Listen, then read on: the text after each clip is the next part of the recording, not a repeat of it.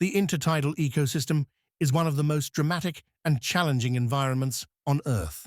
It stretches from the shoreline that lies between the highest high tide and the lowest low tide, where the land meets the world of the ocean.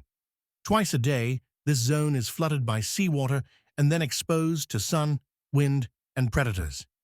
The intertidal zone can be divided into three main regions: the high tide zone, the mid-tide zone, and the low tide zone. The high tide zone is the area that spends most of its time exposed to air. Temperatures can vary from hot to cold. Waves slam suddenly into the rocks, and water is scarce for hours at a time. Here, the stars are barnacles.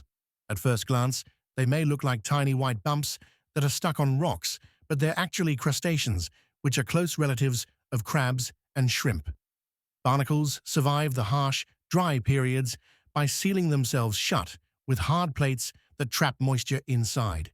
Then when the tide comes in, they open up and extend feathery legs called cirri to sweep in plankton. Though they can't move, once attached, barnacles have incredible endurance, proving that even the smallest creatures can outlast the harshest waves. In the mid-tide zone, conditions become more moderate. This region is underwater about half the time, which allows greater movement and more biodiversity. Here lives one of the most charismatic residents, the hermit crab.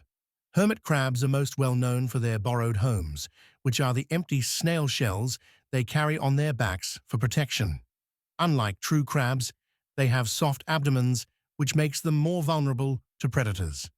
So finding the perfect shell is essential. In this middle zone, hermit crabs scuttle around tide pools, searching for food, avoiding predators, and sometimes even negotiating shell swaps with each other. In the low tide zone, we enter a level that's almost always underwater. This area is more stable and rich with nutrients. This is where we will find the sea anemone, a creature that looks like an underwater flower, but is actually a slow, patient predator. Anemones use their tentacles, armed with stinging cells called nematocysts, to paralyze passing prey, such as small fish or drifting invertebrates. They anchor themselves to rocks, but can slowly move if conditions change. They add color and calm to the low tide zone. From the hardy barnacle at the top, the always-moving hermit crab in the middle, and the elegant anemone below, the intertidal zone is a powerful reminder of how life adapts to extremes in different environments. Each level tells a story of survival, resilience, and the hidden beauty of the ocean's edge.